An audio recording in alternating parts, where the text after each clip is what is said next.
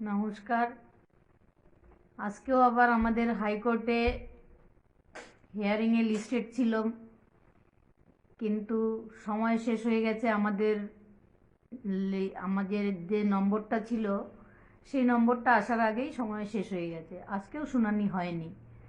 তারপর আমরা গেছিলাম আমাদের শিয়ালদা কোর্টের লয়ার অমর্ত্যদা,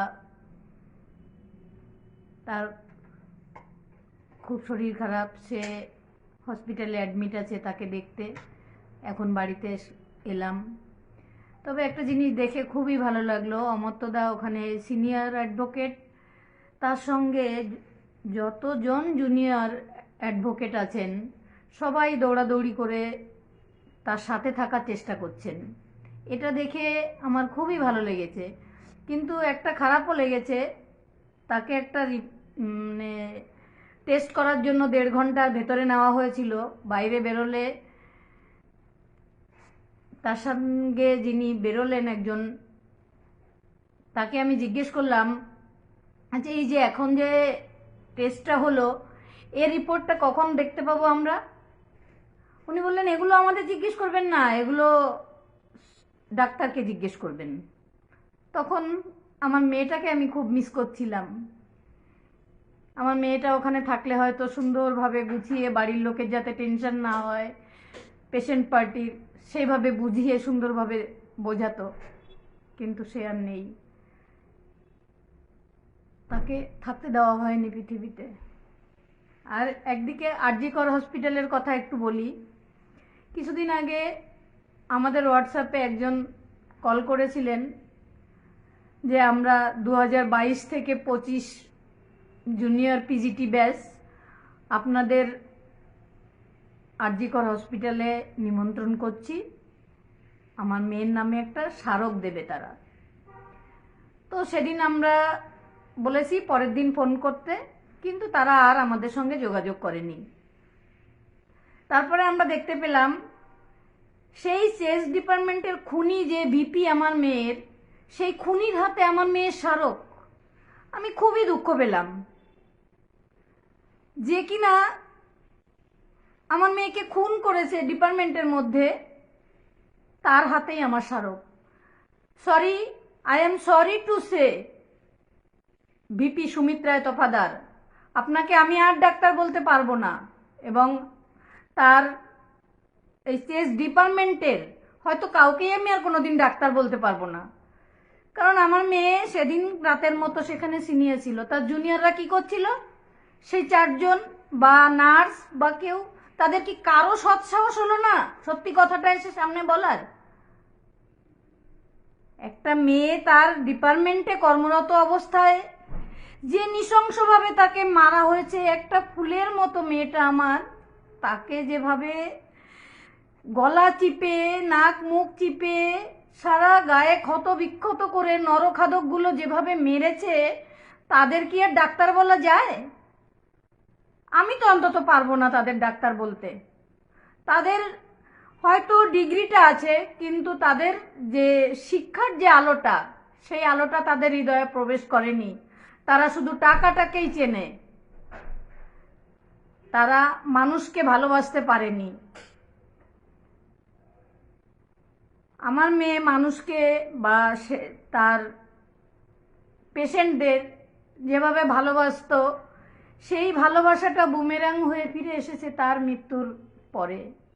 তাহলে একটা মৃত্যু আকসার ঘটছে। কালকেও একটা দুর্ভাগ্যবশত একজন ডাক্তার রাস্তায় দুর্ঘটনায় মারা গেছেন।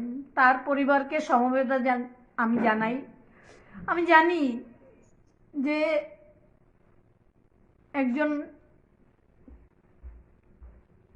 মারা গেলে তার পরিবারের কতটা কষ্ট হয়। আমি সেই সব সময় সেই মশালটা বুকে নিয়ে ঘুরি, তাই জন্যই আমি সেই পরিবারের সমবেদনা জানাই, সেই পরিবারের পাশে আমি সবসময় থাকব।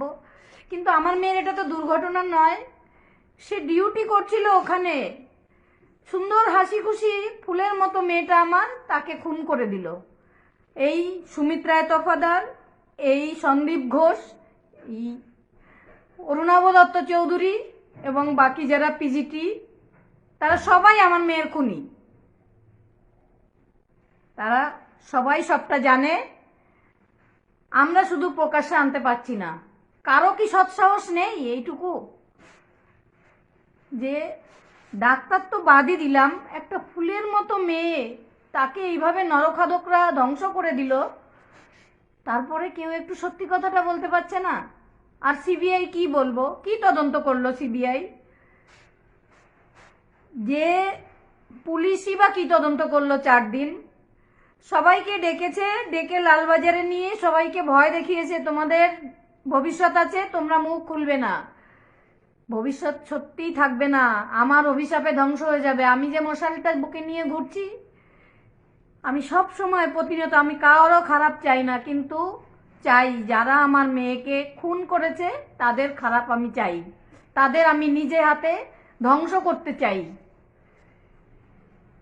তাই আরজি কর চেস ডিপার্টমেন্টকে আমি সরাসরি আমার মেয়ের খুনের সঙ্গে যুক্ত, এটা শুধু প্রমাণ করার অপেক্ষা। প্রমাণ আমরা করেই ছাড়বো, বিচার আমরা নিয়েই ছাড়বো, আমাকে কেউ থামাতে পারবে না, কারণ আমাদের তো সবই শেষ হয়ে গেছে। এখন আমার মেয়ের কত স্বপ্ন, সব স্বপ্ন ভেঙে চুরে খান খান হয়ে গেছে, ওই গঙ্গার জলে ভেসে গেছে। আমাদের যত খাটুনি, কত রাত জাগা, সব শেষ হয়ে গেছে। মেয়েটার পরিশ্রম সব ব্যর্থ হয়েছে। তারা খুন করে ফেলেছে আমার মেয়েকে। আমি কি পারি তাদের ছেড়ে দিতে? আমরা মা বাবা হিসাবে লড়াই করেই যাব, সত্যেও আমরা বার করেই ছাড়ব। যারা অন্যায় করেছে তাদের বিরুদ্ধেই আমাদের লড়াই।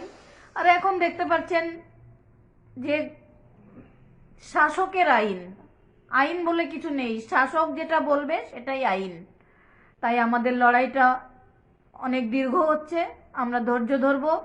তবে আপনারা এইবারে যে গণতান্ত্রিক অধিকার প্রয়োগ করার আগে এই চোর দুর্নীতিবাজ এদের আগে তাড়াবেন।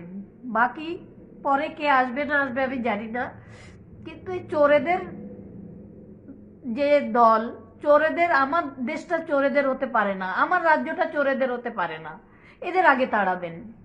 সবাইকে ধন্যবাদ।